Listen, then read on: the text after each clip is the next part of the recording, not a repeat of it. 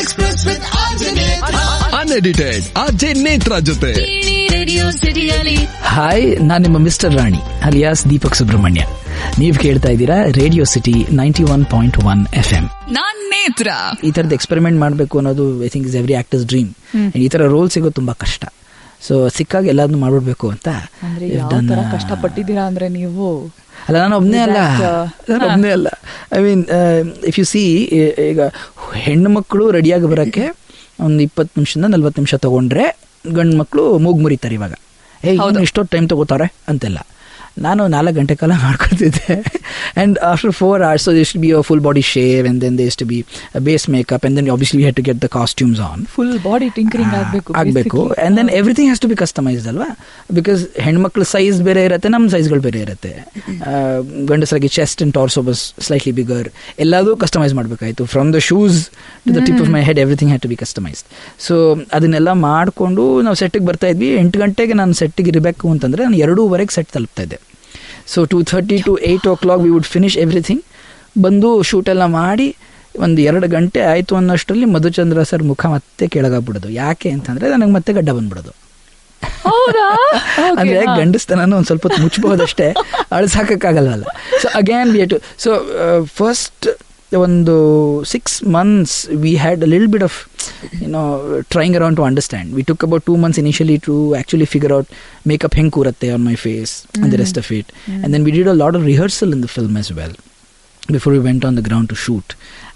So it was absolutely amazing, and every department has come off its way to a great place.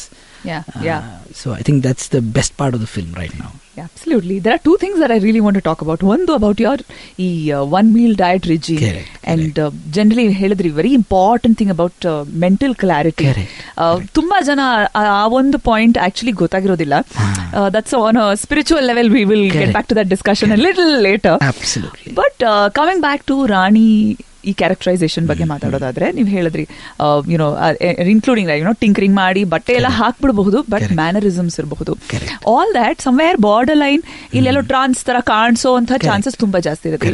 ಈಗ ಒಬ್ಬ ಹುಡುಗಿ ಅಂತಂದ್ರೆ ಅದು ಹುಡುಗಿಯಾಗೆ ಕಾಣಬೇಕು, ಅದರ್ವೈಸ್ ಆಡಿಯನ್ಸ್ ದಡ್ಡಲ್ಲ. ಗುರು ಹಂಗ್ ಕಾಣೋದನ್ನ ಯಾರು ಹೋಗಿ ಸೂಪರ್ ಸ್ಟಾರ್ ಮಾಡ್ತಾರೆ? This is not at all convincing anta. But here, most scenes you are very convincing from the trailer of what we see. ಸಾಕಾಗಿ ಕಾಣ್ತಾ ಇದ್ದೀರಾ. ಅಂಡ್ ಆಲ್ಸೋ ಯಾವುದೇ ಮ್ಯಾನರಿಸಮ್ ಓವರ್ ದ ಟಾಪ್ ಇಲ್ಲ. Usually ಹುಡುಗಿ ಅಂದ ತಕ್ಷಣ ಹ್ಯಾಮಿಂಗ್ ಆಗ್ಬಿಡುತ್ತೆ.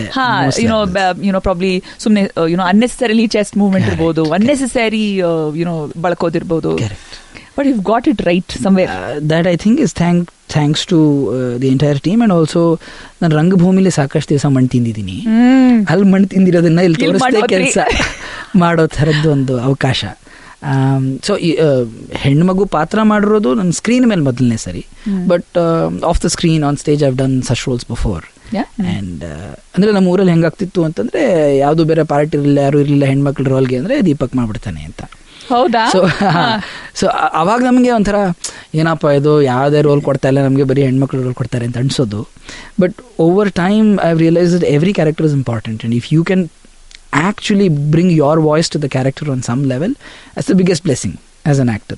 So ee film allantu every frame is a choice, because Deepak ಆಗಿ ಈ ಜಗತ್ತನ್ನ ಇಷ್ಟು ವರ್ಷ ನಾನು ನೋಡಿದ್ದೆ. ಒಂದು ಹೆಣ್ಣು ಮಗುವಿನ ದೃಷ್ಟಿಕೋನನ ನಾನು probably from the outside I use to be able to understand on a very different level.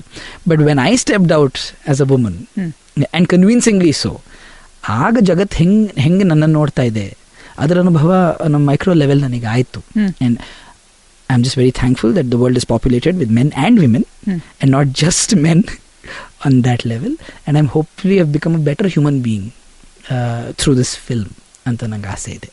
Absolutely. About that, ಈ ನಿಮ್ಮ ಫಿಟ್ನೆಸ್ ರಿಜೀಮ್ ಹೇಗಿರ್ತಾ ಇತ್ತು? ಲೈಕ್ ವಾಟ್, ಏನೇನೆಲ್ಲ ಮಾಡೋತಿದ್ದೀರಾ ಇದಕ್ಕೋಸ್ಕರ ನೀವು? So simple things are more important in cinema because camera never misses anything. On stage ನಾವು ಒಂದು 100 ಪಟ್ಟು ಮಾಡ್ತಾ ಇದ್ರೆ, on cinema, on serial, or basically on camera, we need to do that much more lesser. And that's the beauty of the medium as well. So ಎಲ್ಲದನ್ನೂ ಒಂದು balanced ಆಗಿ ಮಾಡೋದಕ್ಕೆ ನಮ್ಮ ಸುತ್ತಮುತ್ತಲಿರೋರು ಅದೇ ಥರ ಆ್ಯಕ್ಟಿಂಗ್ ಮಾಡ್ತಿರ್ಬೇಕು.